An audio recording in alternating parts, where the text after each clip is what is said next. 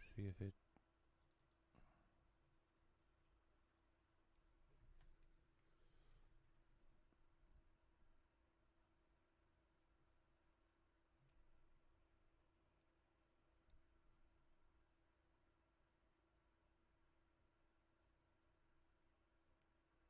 No, wait, it did record it. There's a 27-minute, 22-second file here. Let's see here. Tonight, back from Planet Comicon, best-selling author John Jackson Miller, you, and I hope you success on different vehicles and cubic feet. Hasbro is released as New River TV, was vice president in his sleep. Let me know how soon or leave that. Alright. It did record.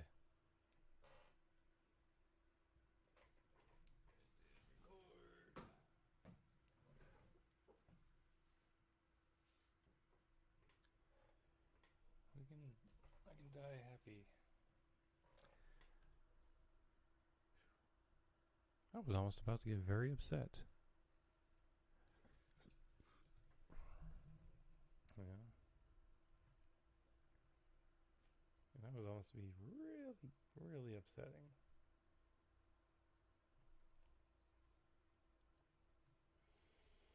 Alright. I'm getting my glasses mashed on the side of my head, so that kind of hurts. Alright. Your show notes back up.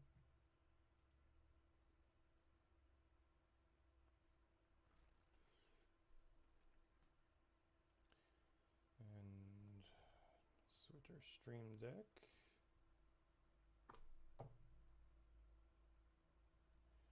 And get ready to go.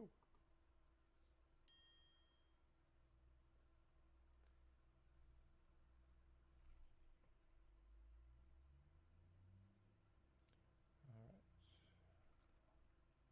This will be a much shorter episode because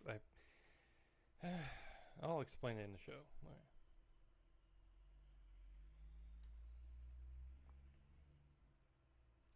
Tonight, Patty Jenkins thinks she knows the problem with Wonder Woman 1984.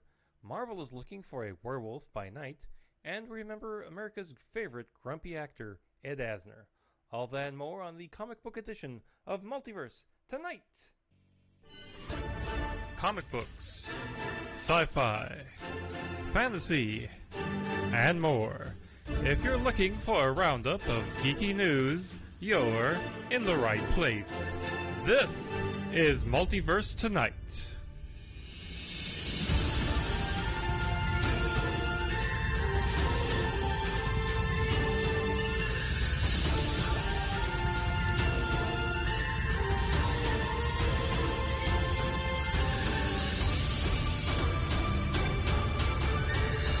And here's your host, Thomas Townley.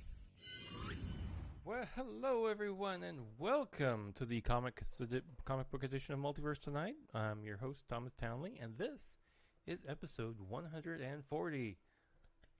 Yay! Well, we're here, episode 140, and I almost lost the recording of the previous episode. For some reason, it just was not, the show was just not showing up, but luckily it was saved. And I had something else on my mind I was going to talk about here at the beginning of the show, but I've kind of lost that thought for the moment. So let us begin. Well, I know what I was going to talk about. This show is going to be, I'm going to tell you right now, this show is kind of short. And it's because, frankly, going to Comic-Con kind of takes it out of you. You go to Comic-Con, you come back, and you really don't want to work that hard on things. So I kind of floated for the week. Just did the bare minimum. So this is going to be a more concentrated edition than normal show. But if you like that, then please, by all means, Tell me tell me about it in the comments of wherever you want to comment, Apple, Pod page, wherever. And if you like a shorter show or longer show, hey, let me know there. Anyway, let's go on to the DC Comics news. And we begin on DC Comics with Wonder Woman 1984 director Patty Jenkins, who thinks that the day and date release of the movie, both in theaters and streaming, hurt the movie. Now, telling a luncheon at CinemaCon in Las Vegas, quote, "It was detrimental to the movie. I knew that could have happened. I don't think it plays the same on streaming ever. I'm not a fan of day and date, and I hope to avoid it forever." Unquote. Now, Wonder Woman 1984 was a bit of a bomb, grossing much less than the first one, with a box office gross of $213 million versus $1,235 million for the first one. Now, that's a worldwide number. Now, frankly, I think it helps that the movie just wasn't that good. It just, ugh.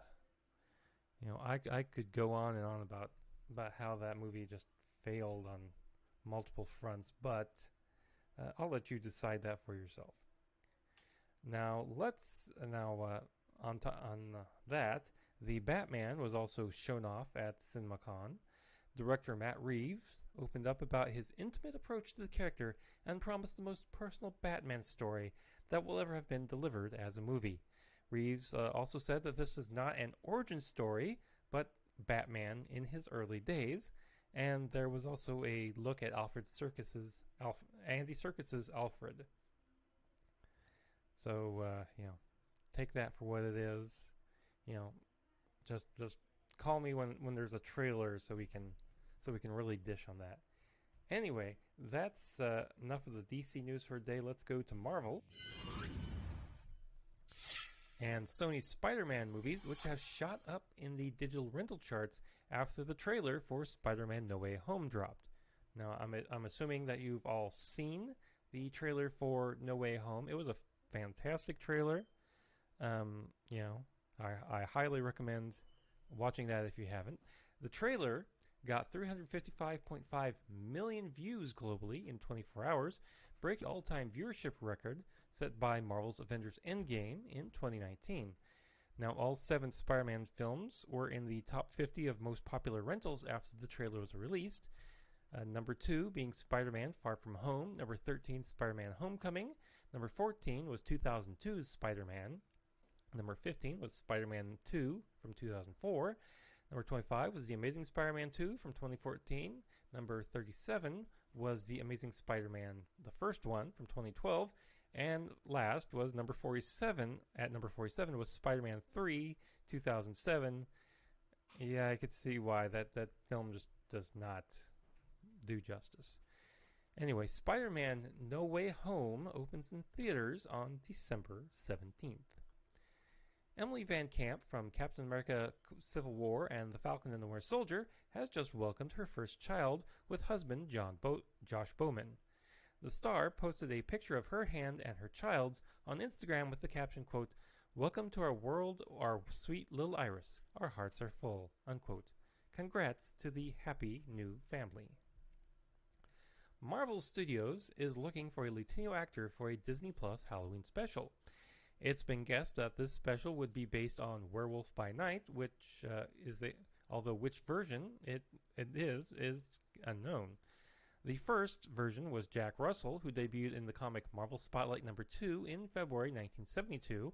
Now, Russell has a family history of lycanthropy, or the supernatural transformation of a human into a wolf, but uses his power for good and is able to remain aware of his transformations. The second character, Jake Gomez, was introduced into the Marvel Universe last year in the comic Werewolf by Night Volume 3, number 1, and was created by Taboo of the Black Eyed Peas, Scott Eaton, and Benjamin Jackendoff. Gomez is described as a descendant of the Native American tribe Hopi, who has been cursed with lycanthropy also through his lineage. The special would probably arrive in time for Halloween 2022. Ex-owner of Marvel Comics, Ron Perlman, has lost the naming rights to a new residential college at Princeton after missing payments on his pledge. Now, Perlman pledged the $65 million in 2018 to have an institute in Judaic studies named after him. However, it appears that he has not made any payments toward the pledge, leading the university to sever the deal.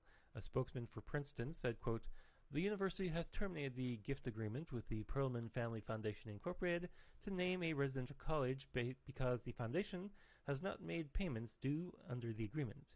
We remain grateful for the Perlman family's long-standing support," unquote. Now, Perlman is best known for running Marvel into the ground, bankruptcy, in the 1990s. Now let's go on to the geek news.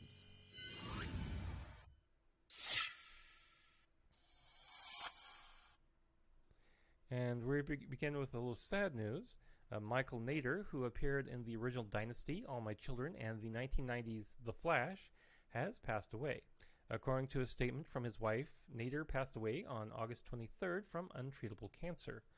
Nader played the role of Kevin Thompson on As the World Turns from 1975 to 1978, Dex Dexter on Dynasty, and Nicholas Pike on The Flash, who was the first villain in the Flash series pilot.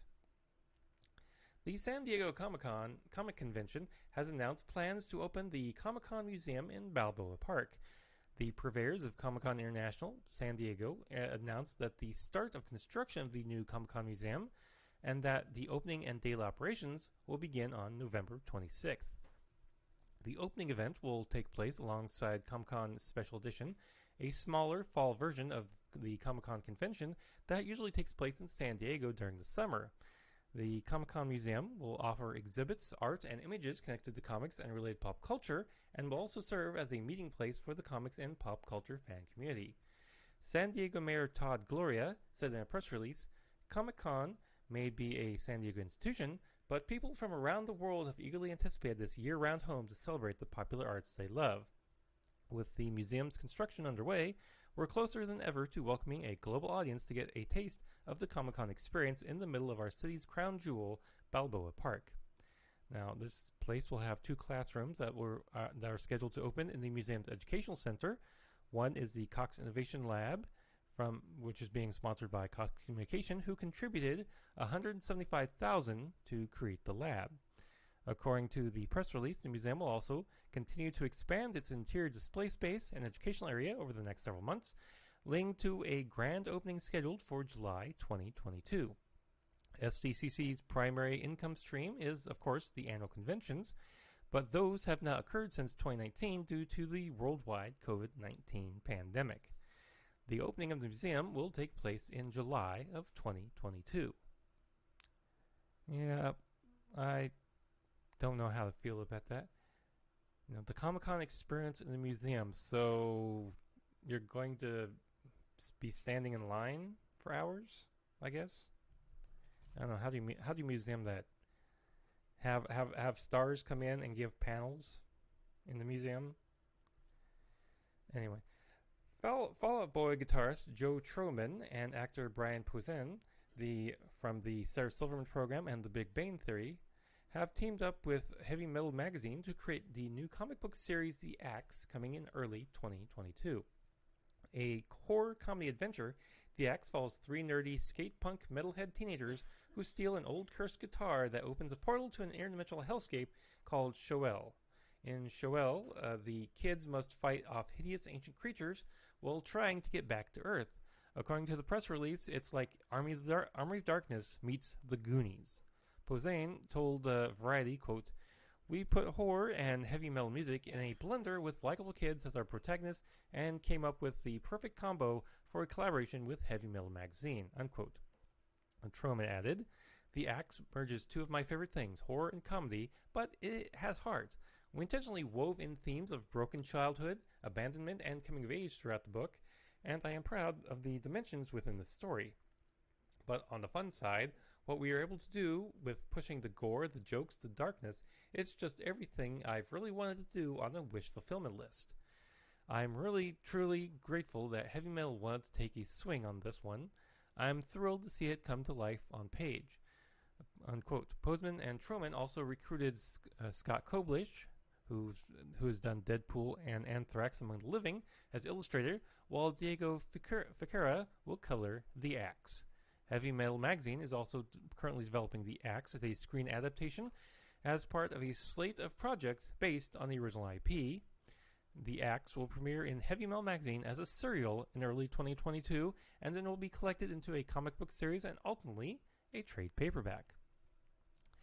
Now at CinemaCon, which I've mentioned in earlier episodes, there was a new trailer for The Matrix. Now the trailer has not been released, but it featured Keanu with long hair and a short beard, not remembering his life before.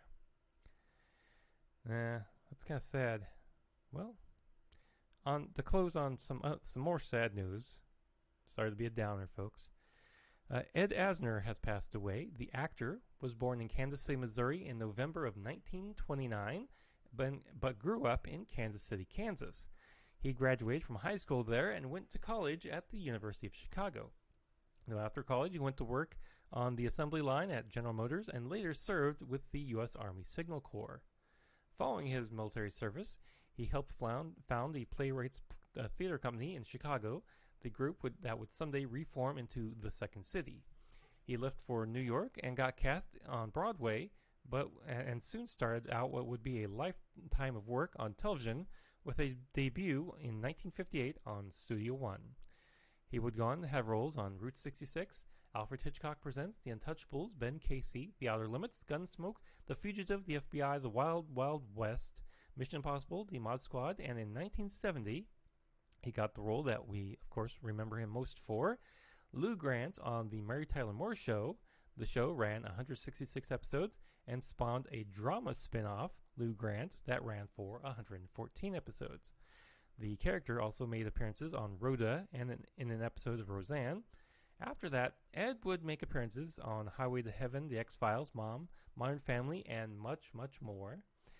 Now, in the 90s, he got into voice acting, voicing Hoggish Greedley in Captain Planet and the Planeteers, Fish Police, Roland Daggett on Batman, the animated series, Papa Bear on Animaniacs, J. Jonah Jameson on Spider-Man, Sergeant Cosgrove on Freakazoid, Hudson on Gargoyles, Granny Goodness on Superman, the animated series, and Justice League Unlimited.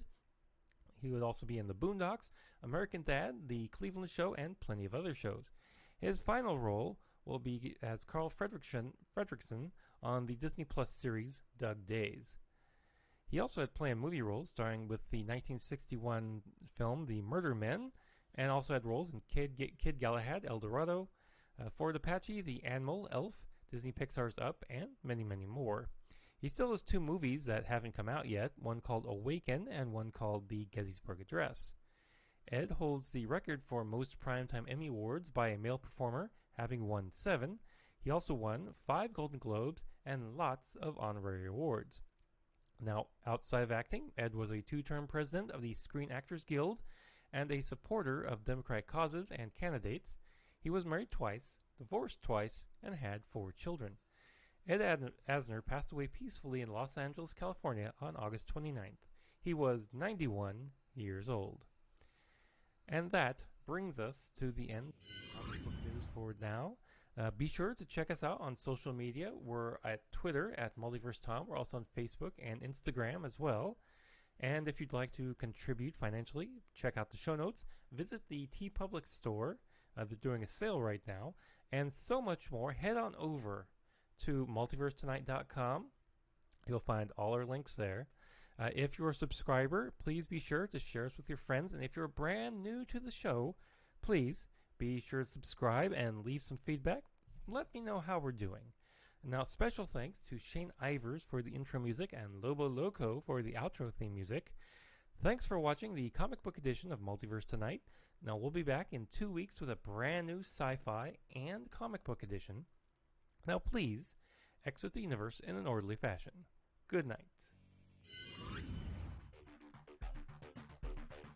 Multiverse Tonight is a production of Half-Baked Genre Productions, copyright 2021, all rights reserved.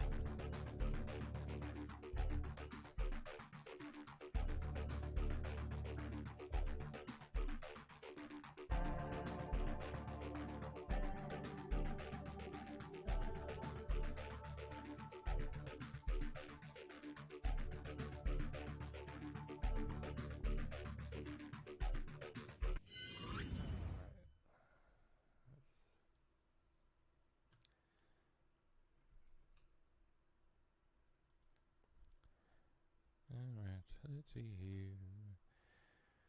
Do do do do do do do do. 17-minute, 31-second file in the box. Do do do do. Sci-fi.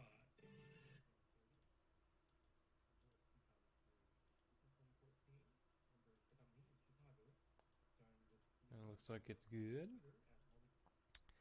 Well, I thank you for those who joined us today, and